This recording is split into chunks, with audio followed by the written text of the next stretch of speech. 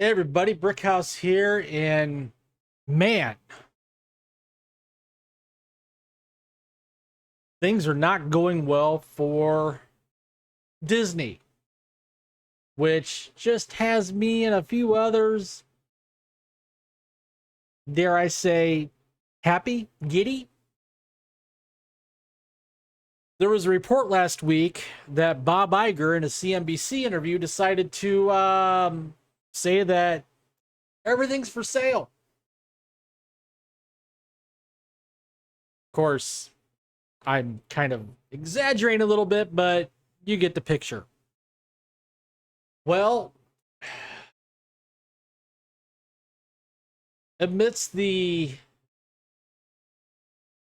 financial losses from streaming, the financial losses from the parks not drawing this summer like they normally would, not to mention the 7,000 layoffs for the last, see, this is July, right? So this is 7 for the last 4 months across all of Disney, across the entire company.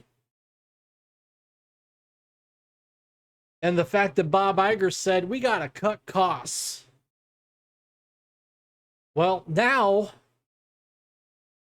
Disney's begging, pleading with the three big sports leagues to consider buying a stake in ESPN. This is from Breitbart.com. Disney, ESPN urged sports leagues to buy stake in Flailing. Yes, that's right. ESPN, the worldwide leader, is flailing. Buy stake in the flailing cable sports network.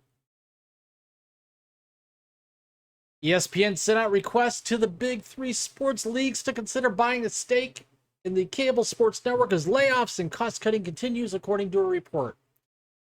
As its financial losses grow by the day, Disney said it would begin looking for ways to unload large chunks of ownership stakes in TV networks, ESPN, ABC, FX, National Geographic, Freeform, and others. Now, at least where it concerns ESPN, it looks like that effort includes offering a stake to the major leagues. Disney chief Bob Iger told CNBC that the Mouse House is searching for new partners that might be open to sinking cash into these networks, which may not be core to Disney's best interests.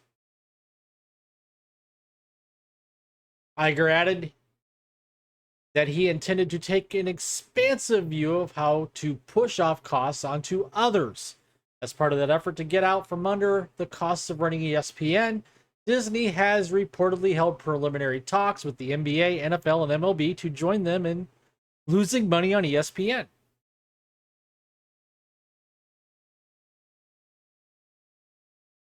Now, it wasn't all that long ago they were talking about turning ESPN into a streaming-only service platform, just like Disney Plus, and taking ESPN off of cable and satellite.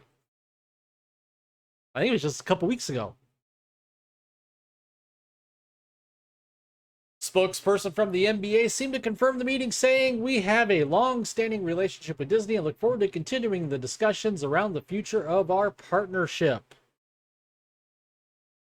Neither ESPN nor the NBA or MLB confirmed the reports. Disney owns 80% of ESPN and aims to spread its ownership position around. Hearst owns the other 20%. Still, though, despite the plans to lower its exposure, Iger insisted that Disney wants to stay in sports. Our position in sports is very unique, and we want to stay in that business.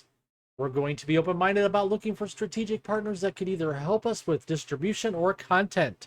I'm not going to get too detailed about it, but we're bullish about sports as a media property. Disney's been facing severe budget shortages throughout its holdings, not just among its cable networks. ESPN in particular has suffered several waves of layoffs. Late last month, Disney and ESPN shed top talent such as Jalen Rose. I wouldn't really consider him top talent.